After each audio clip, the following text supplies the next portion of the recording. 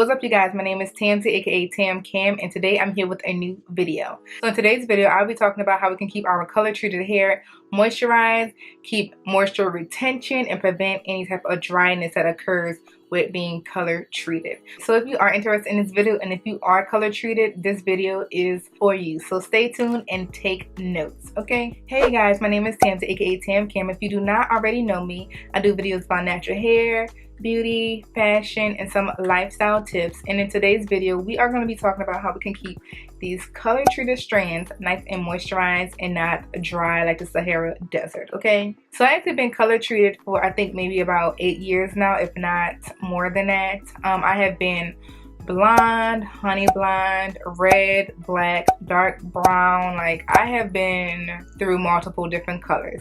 I have been through the struggle of the dryness, been through the struggle of the breakage, but I feel like I got it down to a science at this point. With all these years of being color treated, I finally got down to the complete method of how to just retain moisture and to prevent any type of dryness. So I actually wrote down some notes in my phone so I can keep track of every single important type of tip that I need to give you guys so we don't miss any type of essential information here. But before we even get started into this video, if you do like one little quick thing for me, it's completely free 99. Just go ahead and click that subscribe button down below, turn it gray, hit that bell notification next to the subscribe button so you know if I ever sometime when I post a new video. And if you do enjoy this video by the end, go ahead and give this video a nice thumbs up and go ahead and leave a comment down below, and let's go ahead and chit chat about our moisture and our color treated hair. Okay, let's get started.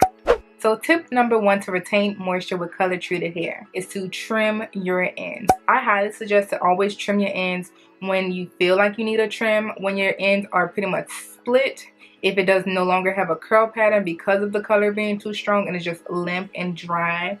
Sometimes I can tell when I need a trim, especially like if I'm doing like a twist out in my hair at the end, it's just always super duper frizzy. It does not relax itself in the curl and it's just like all over the place. Another way that I can tell that I need a trim with my hair is if my ends feel super duper rough. I can tell like if I'm doing like a particular style, such as like, you know, a twist out or anything like that, and like while I'm twisting my hair, if my ends feel super duper rough and brittle, I know that it's actually time for a trim.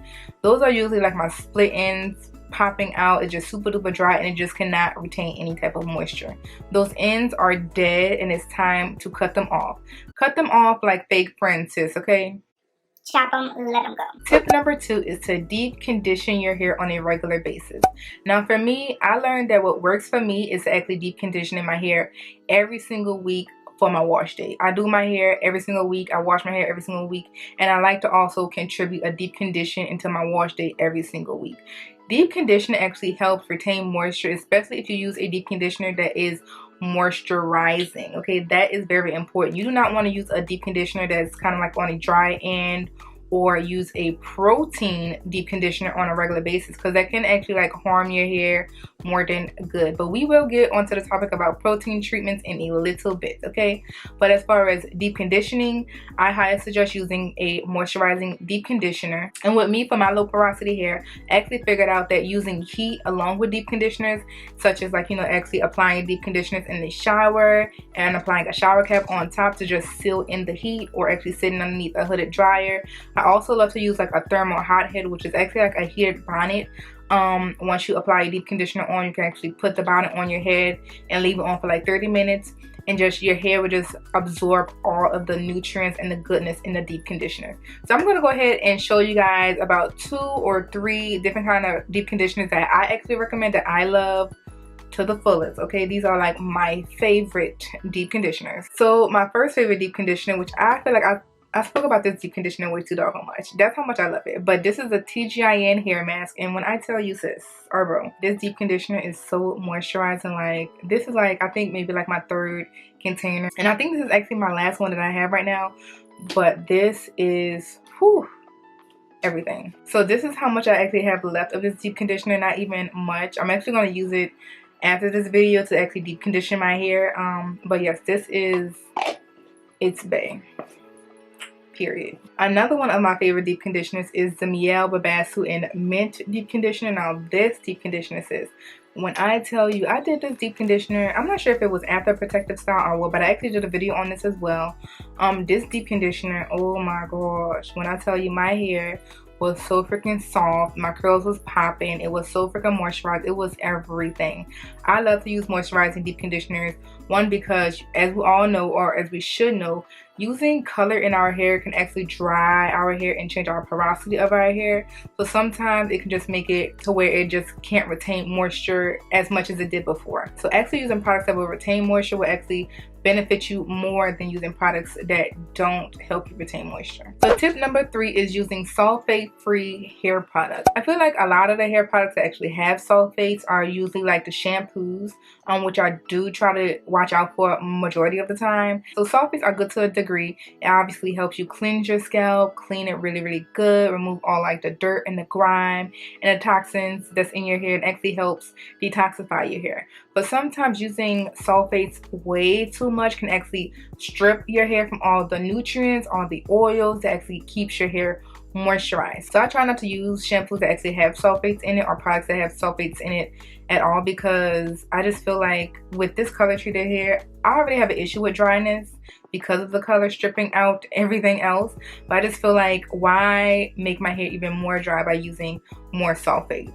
So every now and then I may use a sulfate if I feel like my hair is super duper dirty and I actually want to get it really clean. But after I use a shampoo that has sulfate in it, I'm definitely using a moisturizing deep conditioner. It's key. So one of my favorite sulfate-free shampoos is a Healthy Thicker Curls sulfate-free shampoo. Now this shampoo, you guys, oh yeah, this shampoo is so good. Like, it's to the point that, like, okay, I'm a product junkie, so I don't like to keep buying products over and over. So if it's something that's really good, I really try not to use it and abuse it. I know it sounds weird because obviously you want to keep using the best products all the time, but it's just like, I don't want to keep buying more products. And this product is literally sitting like right here. I'm going to use it today, and that might be the last of it. But this one is so good. I actually love it because it's actually moisturizing. This is like one of the first moisturizing shampoos that I ever started using. Like, I can actually detangle my hair using the shampoo, which is very rare with shampoos. So yes.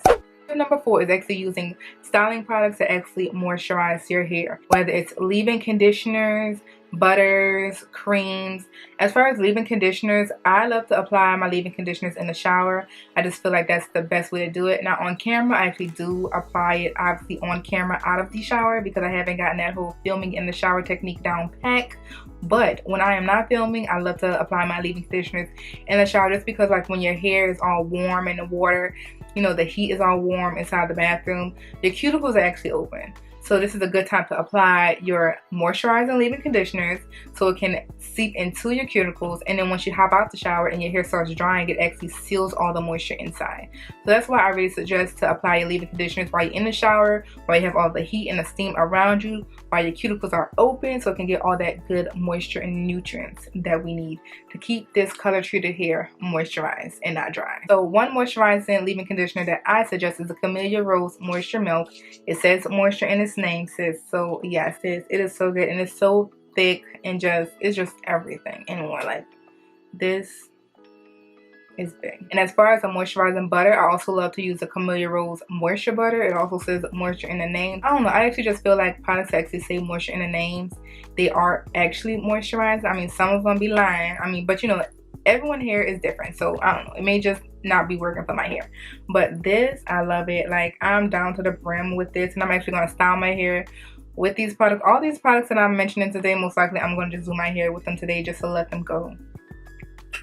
But yeah, so I'm going to do my hair with this today, and it smells like freaking cake. I have been using the moisture butter for years now. Okay, you guys, side note. So how do you guys feel if I actually do a favorites or a week of favorites type of video where I do like my favorite shampoos, conditioners, deep conditioners, stylers type of video 1 week sometime this year? How do y'all feel about seeing a video like that? Since I am mentioning like my favorite products within this video, how would y'all like a whole series throughout the whole entire week of different favorites of different types of products? Let me know down in the comment box below. And if you do want to see videos like this, don't forget to hit the subscribe button down below. Turn that red button gray so you do not miss any type of further uploads. Okay, let's continue. So the fifth tip on how to keep your color treated hair moisturized is actually using something called the L.O.C method, the L.O.C method, or the L.C.O method. So if you do not know what the L.O.C or the L.C.O method is, the L.O.C method is actually using a leave-in, oil, and cream while you style your hair, pretty much just to retain as much moisture as you can while styling your hair. And the other version of it is actually the L.C.O method, which is actually the leave-in, cream, and the oil last to like seal and everything. I kind of like switch back and forth between these two methods, but I actually started off using the L.O.C method that was my favorite before in the past, but now I'm actually doing the L.C.O method to actually retain moisture and I apply my oil last.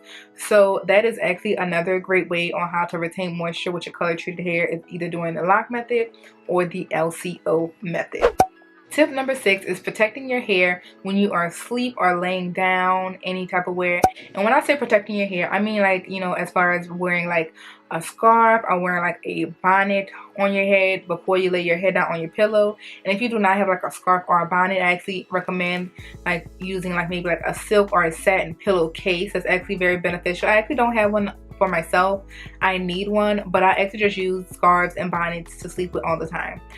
The reason why I say to use scarves and bonnets, specifically silk or satin, is because like when you just lay your head on something cotton actually is kind of like a rough texture to your strands of your hair, and it actually causes some type of friction to your strands, and over time it actually causes split ends and breakage, and it just removes the moisture from your hair because of the rough texture of the cotton.